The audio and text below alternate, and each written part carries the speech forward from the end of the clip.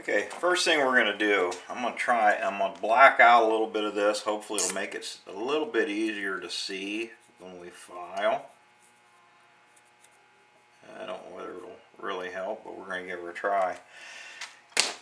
What I do, I don't usually use a night latch, but a night latch is pretty simple to do and very effective, easier to set. It helps you get rid of some of the false drop in your trap. But either way, what I'm going to do, I'm going to use a little file, this little 6-inch file. It's just about the right width, and I'm going to kind of square up the notch that's already there.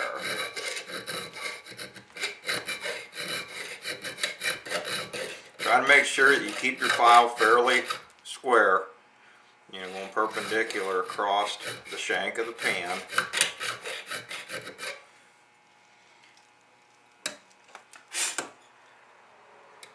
Give yourself a little square drop in there.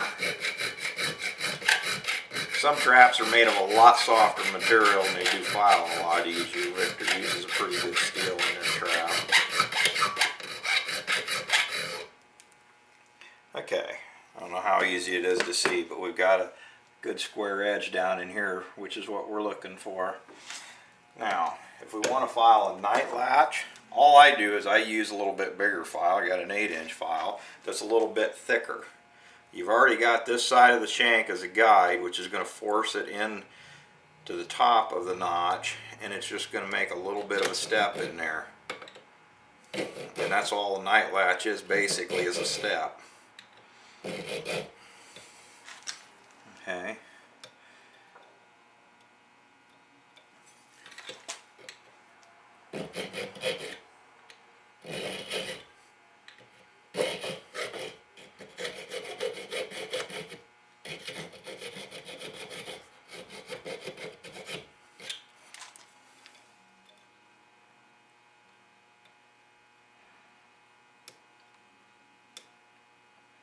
Okay, we got a little bit of a step. That's all we really need. Now, to get to the right distance, we're going to have to file this down to make it where we don't have a lot of pan drop after we get onto that step. To do that, just simply lay your file flat, and we're going to come across this, and we're going to file this part of it off until we've got the distance we want. For a short notch, you're going to do the same thing. You're just going to square this bottom up, and you're just going to file right across the top until you've got as much lift left as you want.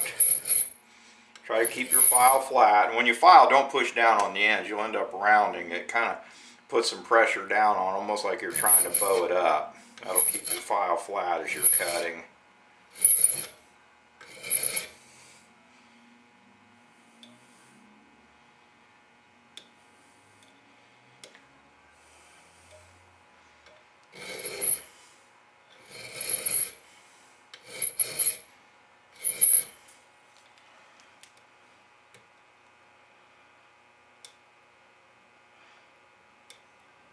Okay, that notch might be a little deep yet.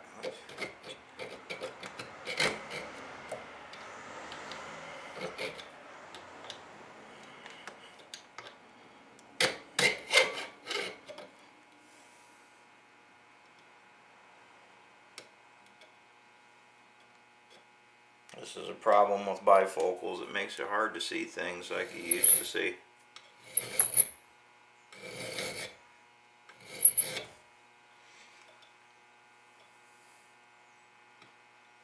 Okay.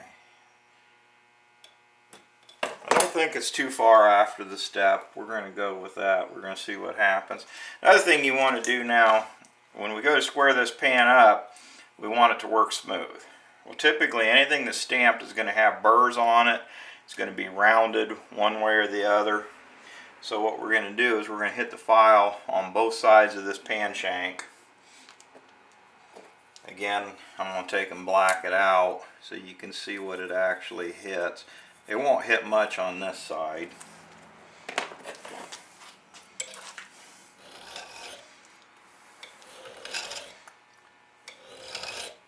See the little burr right there around the hole where it was stamped?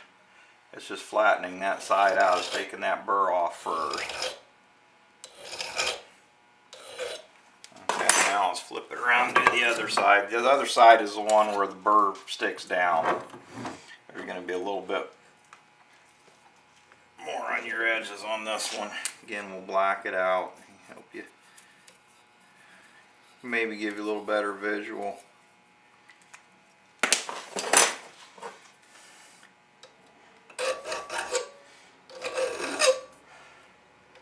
Now see, this one you're hitting around the edges.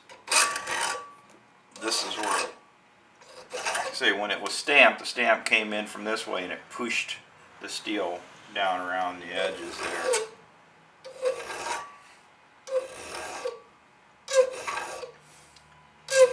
The idea is when we put it in back in the trap, we're going to have clean mating surfaces. It's going to give us a lot better pivot. Okay, so that's all the further we're going to go on that. It gives you the idea. Square up your notch, you shorten this. This one's got a little bit of a step in there. I don't think you're going to be able to see it, but you'll be able to hear it when we pull the pan down. It will click into there. You might want to shorten it up a little bit more, but now you do that, you have a pan that you're going to have a good clean action, and it's going to go off nice and sharp.